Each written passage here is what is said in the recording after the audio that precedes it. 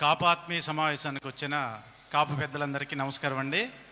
ఈ కాపు ఆత్మీయ సమావేశ వేదిక ముందున్న కాపు సోదరులందరికీ నా హృదయపూర్వక నమస్కారాలు.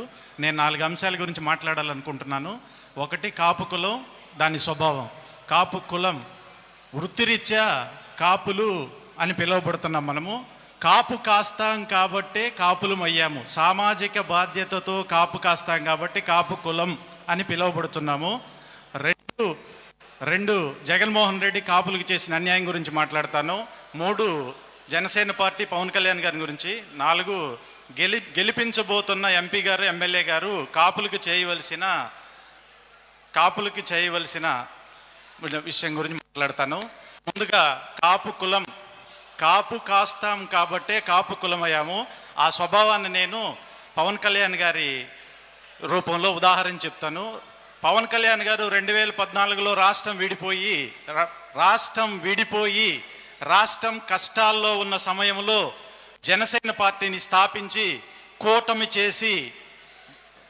చేసి రాష్ట్రాన్ని కాపాడటం కోసమే రాజకీయ పార్టీని పెట్టాను అన్నది ఎంత నిజమో మనందరికీ తెలుసు. ఆ విధంగా 2014లో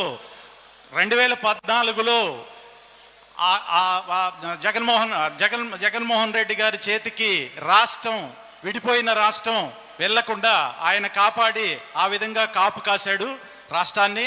అదేవిధంగా 2024లో జగన్మోహన్ రెడ్డి గారి పరిపాలనతో అత్యంత వాస్తవికంగా దుర్మార్గంగా విధించబడిన మన రాష్ట్రాన్ని కాపాడటం కోసం మరలా ఈరోజు ఎన్డీఏ కూటమిని కూర్చి రాష్ట్రాన్ని కాపాడటం కోసం ఒక పెద్ద కాపుగా ఆయన మన ముందుకు వచ్చాడు.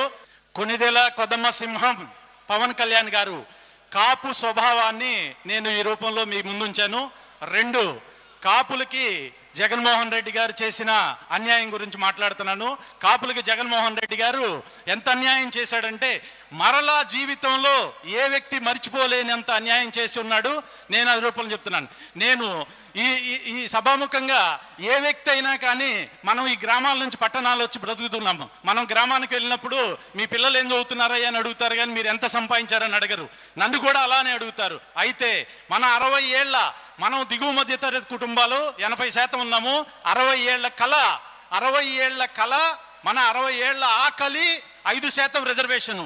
5% రిజర్వేషన్ పొందటం కోసం ఇంతమంది ఉన్నా కానీ మనం ఈ రోజు కూడా 5% రిజర్వేషన్ తెచ్చుకోలేకపోయాము.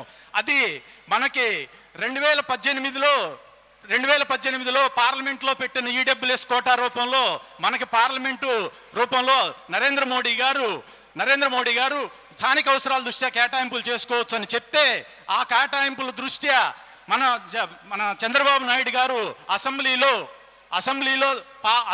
చట్టం చేసి 5% రిజర్వేషన్ని కాపులకు కేటాయించాడు.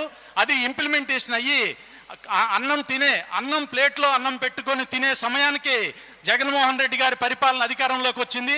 అధికారంలోకి వచ్చిన 15 రోజుల్లోనే కాపుల చేతిలో ఉన్న అన్నం పల్లెంలో నోట్లో మట్టి కొట్టి మన కాపు బిడ్డలకి తీరని అన్యాయం చేసిన జగన్మోహన్ రెడ్డి గారికి కాపులు ఓట్లు ఎందుకు వేయాలి, కాపు ఓట్లు జగన్మోహన్ రెడ్డి గారికి ఎందుకు వేయాలి అని నేను అడుగుతున్నాను.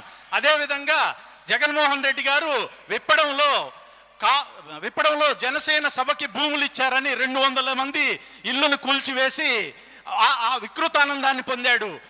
ఆ విధంగా కాపు కులంపై ప్రతీకారం తీసుకునే జగన్మోహన్ రెడ్డి గారికి మనం ఓట్లు ఎందుకు వేయాలని నేను అడుగుతున్నాను. మీరు ఒక్కసారి ఆలోచించండి. కాపు కులానికి జగన్మోహన్ రెడ్డి గారు చేసిన అన్యాయం గురించి ఎంతైనా చెప్పుకోవచ్చు.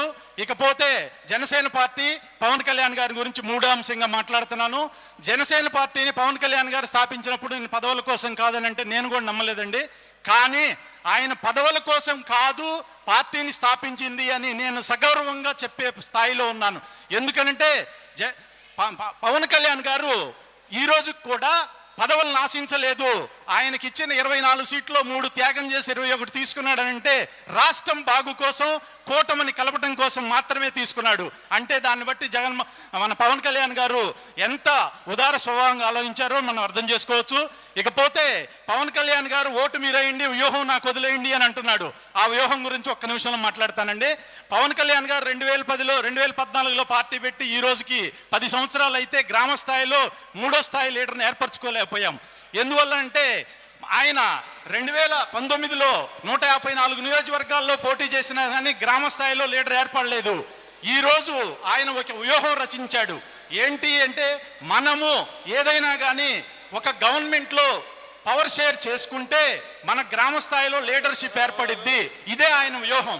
ఆ వ్యూహంలో భాగంగానే అగ్రనాయకులతోటి మాట్లాడి రాబోయే రోజుల్లో మనము ఈ ఎన్డీఏ కూటమిలో తెలుగుదేశం అధికారంలో తీసుకొచ్చి 33% స్థానిక ఎలక్షన్స్లో 33% మన ఓటాగా పోటీ చేసిన పక్షంలో అధికారంలో ఉన్న పార్టీ 80% గెలిచే అవకాశం ఉంది. కాబట్టి మనము రాష్ట్ర వ్యాప్తంగా 33% స్థానిక లోకల్ బాడీ ఎలక్షన్స్లో పోటీ చేసి నెగ్గితే మన పార్టీ జనసేన పార్టీ రాష్ట్ర వ్యాప్తంగా వేళ్ళూనుకుంటుందా లేదా, గ్రామ స్థాయిలో లీడర్స్ వస్తారా లేదా ఒక్కసారి ఆలోచించండి. అనంతపురం జిల్లాలో మనము ఒక ఎగ్జాంపుల్గా చెప్తే, అనంతపురం జిల్లాలో జెండా లేదు, జెండా పట్టేవాళ్ళు లేదు, ఓటేసేవాళ్ళు లేదు.